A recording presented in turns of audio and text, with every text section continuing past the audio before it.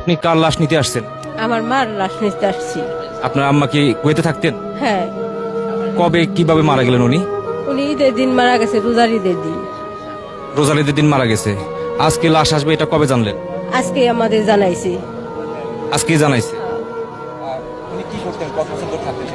উনি 35 বছর ধরে রয়েছে, উনি বাসা বাড়িতে কাজ করতেন। অসুস্থ ছিলেন মারা যাওয়ার আগে? না, অসুস্থ ছিলেন না, হঠাৎ করে স্ট্রোক করছেন। আপনারা কয় ভাই বোন? আমরা 3 বোন। না, এখনো বের হয়ে আসে নাই। আপনার বাড়ি কোথায়? আমাদের বাড়ি হয়েছে গঙ্গারামপুর, মানিকগঞ্জ। আপনারা কয় ভাই বোন? আমরা খালি 3 বোন।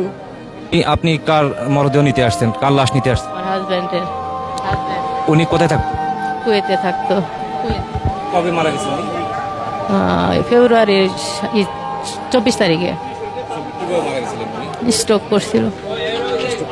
জি, পর 1 বছর। 1 বছর। জি জি। আজকে শুনছি 5টার দিকে আসার কথা। আসছে এখন। হ্যাঁ, পাইছি। এখনো হাতে পাই নেই, তবে জি। সন্তান নাই। হাজব্যান্ডের নবী হোসেন মারা গেছে, মনে করেন মালয়েশিয়া 5 রোজার মধ্যে অ্যাক্সিডেন্ট হয়েছে 23 তারিখে, আর 21 রোজার মধ্যে মারা গেছে হসপিটাল অ্যাক্সিডেন্ট হইয়া। না না, 8:45 লাশ এয়ারপোর্ট আইব। না না না।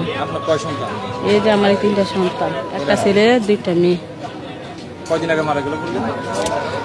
21 রোজার মধ্যে মারা গেছে, 11 তারিখে রোজার মধ্যে।